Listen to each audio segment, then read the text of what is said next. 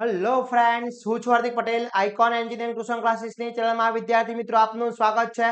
Diploma semester 4 mechanical બ્રાન્ચની અંદર જે સબ્જેક્ટ આવે છે ME2 મેન્યુફેક્ચરિંગ એન્જિનિયરિંગ 2 જે સબ્જેક્ટ આવે છે એના સુપર 40 ક્વેશ્ચન હું લઈને આવ્યો છું વિદ્યાર્થી મિત્રો.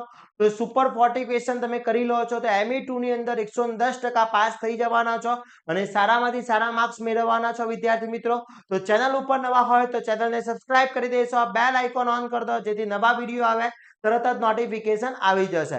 વિદ્યાર્થી મિત્રો, સેમિસ્ટર 4 મિકેનિકલ બ્રાન્ચના માટેનું એક વોટ્સએપ ગ્રુપ બનાવેલું છે. જો હજી સુધી તમે વોટ્સએપ ગ્રુપમાં જોઈન નથી થયા તો કોમન વોટ્સએપ ગ્રુપની લિંક ડિસ્ક્રિપ્શનમાં મૂકેલી છે, ત્યાંથી જોઈન થઈ શકો છો અને દરેક ઇન્ફોર્મેશન મેળવી શકો છો. પ્લસ જોડે જોડે સેમિસ્ટર 4 મિકેનિકલ બ્રાન્ચના કોર્સ આપણે અપલોડ કરેલા છે. તો હજી સુધી કોર્સ પરચેસ નથી કર્યો તો ફટાફટ કોર્સ પરચેસ કરી લેશો, એની લિંક બી ડિસ્ક્રિપ્શનમાં મૂકેલી છે. તો ફટાફટ કોર્સ પરચેસ કરી શકો છો. હવે વાત કરીએ વિદ્યાર્થી મિત્રો ME2 ની અંદર કયા કયા ક્વેશ્ચન તમારે તૈયાર કરવા જોઈએ જેથી GTU ની અંદર તમે સારામાંથી સારા માર્ક્સ મેળવી શકો અને ઈઝીમાં ઈઝી પાસ થઈ શકો. તો દરેક ક્વેશ્ચન આપણે અહીંયા ચર્ચા કરવાના છે. વન બાય વન ક્વેશ્ચનની અહીંયા ચર્ચા કરવાના છે. તો દરેક ક્વેશ્ચન તમારે પરફેક્ટલી તૈયાર કરી લેવાના છે. એક બી ક્વેશ્ચન આમાંથી છૂટવો ના જોઈએ, એની ખાસ તકેદારી રાખવાની છે. જોઈએ કયા કયા ક્વેશ્ચન્સ તૈયાર કરવા જેવા છે. તો ફર્સ્ટ જે ક્વેશ્ચન છે એની વાત કરવામાં આવે તો ફર્સ્ટ જે ક્વેશ્ચન છે ચિપ્સ બ્રેકર એટલે શું, તેના પ્રકાર લખીને સમજાવવાના પૂછી શકે છે. Very and very most important question છે. એના પછી વાત કરવામાં આવે વિદ્યાર્થી મિત્રો ફ્રેમિંગ અને જનરેટિંગનો તફાવત લખવાનો છે. મોસ્ટ IMP ક્વેશ્ચન છે. પછી અર્થ ગ્રોનલ અને એબિકલ કલ્ટ વચ્ચેનો તફાવત લખવાનો છે, ખાસ કરી લેવાનો છે. Very and very most important question છે, ખાસ કરી લેજો વિદ્યાર્થી મિત્રો. ઓકે, એના પછી વાત કરીએ વિદ્યાર્થી મિત્રો એના પછી વાત કરીએ તો ચિપ્સના પ્રકારના આકૃતિ સાથે સમજાવવાનું છે. મોસ્ટ IMP ક્વેશ્ચન છે. Feed speed and depth of કટની વ્યાખ્યા આપો, વ્યાખ્યા પૂછી શકે છે. Very and very most important question છે. આ બધા જ question very and very most important છે, ખાસ કરી લેવાના છે વિદ્યાર્થી મિત્રો. પછી કટ ફોલ્ડની જરૂરિયાત અને તેના ગુણધર્મો લખવાના છે. આખો થિયરિકલ સબ્જેક્ટ છે, એ ખાસ કરી લેજો. પછી લેથનું વર્ગીકરણ કરી અને કોન્સેપ્ટ એન્ડ ટેરેસ લેથ સમજાવવાનું છે. લેથ વાળો ખાસ ક્વેશ્ચન પૂછી શકે છે. એના પછી લેથ મશીનનો બ્લોક ડાયાગ્રામ દોરવાનું અને તેને સમજાવવાનું પૂછી શકે છે. Very and very most important question છે. પછી લેથ મશીનના ભાગોના નામ લખી lead screw, apron mechanism, half nut, carriage, tail સ્ટ્રેકના કાર્યોના નામ લખવાના છે. કયા કયા વર્કિંગ પાર્ટ છે એના દરેક વસ્તુ તમારે સમજાવવાની છે વિદ્યાર્થી મિત્રો. એના પછી લેથ મશીન પર થતા ઓપરેશનની યાદી લખી કોઈ પણ બે આકૃતિ સાથે સમજાવવાના છે, વિથ ડાયાગ્રામ સમજાવવાના છે. Very and very most important છે.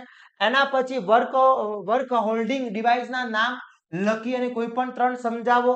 પછી લેથ પર થતી ટેપર ટર્નિંગ રીતો નામ લખી કોઈ પણ બે સમજાવો.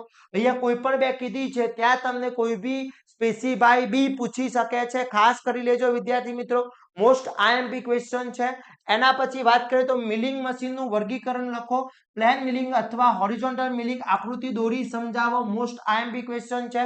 યુનિવર્સલ મિલિંગ આકૃતિ દોરી સમજાવો. પછી વર્ટિકલ મિલિંગ આકૃતિ દોરી સમજાવો. મોસ્ટ IMP ક્વેશ્ચન છે. પછી પ્લેનર ટાઈમ મિલિંગ મશીન આકૃતિ દોરી, મિલિંગ મશીનના દરેક રીતો ખાસ કરી લેવાની છે. મોસ્ટ IMP છે. વિથ ફિગર કરવાની છે વિદ્યાર્થી મિત્રો, ખાસ કરી લેજો. એના પછી અપર મિલિંગ અને ડાઉન મિલિંગનો તફાવત લખવાનો છે, બંનેનું ડિફરન્સ છે. પછી મિલિંગ મશીન પર થતા ઓપરેશનના નામ લખી ગેંગ મિલિંગ, એન્ડ મિલિંગ અને પ્લેન મિલિંગ સમજાવો. Most and very most important છે.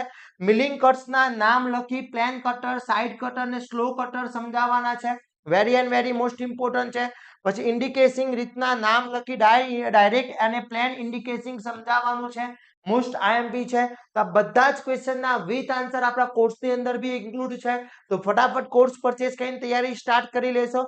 અને each and every question very and very most important છે. એના પછી મિલિંગ કટર હોલ્ડર્સના નામ લખો અને જણાવો. મોસ્ટ IMP છે. સાદા ડ્રિલિંગ મશીનનો બ્લોક ડાયાગ્રામ દોરી તેના ભાગો લખો. Most and very most important. પછી રેડિયલ ડ્રિલ મશીનના બ્લોક ડાયાગ્રામ દોરી તેના ભાગો સમજાવો. પછી ડ્રિલિંગ ઓપરેશનના નામ લખી કોઈ પણ ચાર સમજાવવાના પૂછી શકે છે. એની 4 કીધા છે પણ બધા જ કરી લેજો કારણ કે સ્પેસિફાઈ બી પૂછી શકે છે. એના પછી વાત કરીએ drilling operation drill tool hand ડિવાઇસના નામ લખી સમજાવો. પછી શેપર મશીનનો બ્લોક ડાયાગ્રામ દોરી તેની રચના જણાવો. પછી શેપર અને પ્લેનરનો તફાવત બંનેનો ડિફરન્ટ છે, શેપર એન્ડ પ્લેનરનો ડિફરન્ટ મોસ્ટ આઈએમપી છે વિદ્યાર્થી મિત્રો. બધા જ ક્વેશ્ચન ખાસ કરજો. આમાંથી પણ પાછા ઘણા વિદ્યાર્થી મિત્ર એવા હશે કે સર 2 કે 4 ક્વેશ્ચન કહી દો ને કયા ફાઇનલ. તો મિત્રો ક્વેશ્ચન તમારે પાસ થવું છે તો આટલા તો કરવા જ પડશે, અને આ ક્વેશ્ચન કરવાથી પાસ તો થવાના છો, પણ ઘણી વખતે સારામાંથી સારા માર્ક્સ બી તમે મેળવી શકો છો. ઓકે, એટલે ખાસ કરી લેજો. પછી સ્લોટ મશીનનો બ્લોક ડાયાગ્રામ દોરો. પછી સિંગલ પોઈન્ટ કટિંગ ટૂલની જીઓમેટ્રિકલ દોરવાની છે, મોસ્ટ આઈએમપી છે. ટ્વિસ્ટ ડ્રિલિંગની જીઓમેટ્રી દોરવાની છે, most and very most important છે. એના પછી વાત કરવામાં આવે એચએસસી અને એચસીએસ સમજાવો. જુદા જુદા પ્રકારના કટિંગ ટૂલ મટીરિયલના નામ લખી તેના એલાઇન્ડ એલિમેન્ટ સાથે સમજાવવાનું પૂછી શકે છે. Very and very most important છે. ગ્રાઇન્ડિંગ વ્હીલનું નામકરણ સમજાવવાનું છે. પછી લેડિંગ, ગ્લેઝિંગ, ડ્રેસિંગ, સ્ટેપ શાર્પનિંગ અક્ષરની વ્યાખ્યાઓ આપવાની છે. પછી ગ્રાઇન્ડિંગ વ્હીલનું માઉન્ટિંગ અને બેલેન્સિંગ સમજાવવાનું પૂછી શકે છે. સેન્ટ્રલ્સ ગ્રાઇન્ડિંગ આકૃતિ દોરી સમજાવો, મોસ્ટ આઈએમપી છે. સેન્ટ્રલિયન ગ્રાઉન્ડર આકૃતિ દોરી સમજાવવાનું પૂછી શકે છે, very and very most important છે. ગ્રાઇન્ડિંગમાં થતી સુપર ફર્નિશ પ્રક્રિયા નામ લખી હેંગિંગ પ્રક્રિયા આકૃતિ સાથે સમજાવવાનું છે. પછી હેંગિંગ, પ્લેનિંગ અને સુપર ફિક્સિંગ પ્રક્રિયાનો તફાવત મોસ્ટ ઇમ્પોર્ટન્ટ છે. અને સ્પેશિયલ ગ્રાઇન્ડરના નામ લખી કોઈ પણ 4 આકૃતિ સાથે સમજાવવાના પૂછી શકે છે. તો આ બધા જ ક્વેશ્ચન જેટલા બી અહીંયાથી મેં તમને ક્વેશ્ચન પ્રોવાઈડ કર્યા છે, આ 40 ક્વેશ્ચન તમારે પરફેક્ટલી તૈયાર કરી લેવાના છે. આ વિડીયોને તમારા ફ્રેન્ડ સર્કલના ગ્રુપમાં પહોંચાડી દેવાનો છે, જેથી દરેક વિદ્યાર્થી મિત્રો આ 40 ક્વેશ્ચન તૈયાર કરી શકે અને સારામાંથી સારા માર્ક્સ લેવી શકે, ઇઝીમાં ઇઝી પાસ થઈ શકે અને તમારું લાસ્ટ સેમિસ્ટરમાં સારું એવું રિઝલ્ટ મેળવી શકો. અને ખાસ વિદ્યાર્થી મિત્રો, જો હજી સુધી તમે અમારા વોટ્સઅપ ગ્રુપમાં જોઈન નથી થયા તો ફટાફટ વોટ્સઅપ ગ્રુપમાં જોઈન થઈ જશો, જેની લિંક ડિસ્ક્રિપ્શનમાં મૂકેલી છે. પ્લસ વિદ્યાર્થી મિત્રો, આ સેમિસ્ટર 4 માટેના સેમિસ્ટર 4 ના દરેક બ્રાન્ચના કોર્સ આપણે ઓલરેડી અપલોડ કરેલા છે, તો સારામાંથી સારા તમે માર્ક્સ મેળવી શકો એ ટાઈપના કોર્સ ડિઝાઇન કરેલો છે.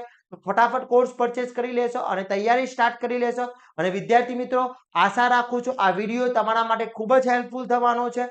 આવા જ નવા વિડીયો સાથે નવા દિવસે મળીશું. ત્યાં સુધી વિદ્યાર્થી મિત્રો રજા આપશો. જય હિન્દ, જય ભારત.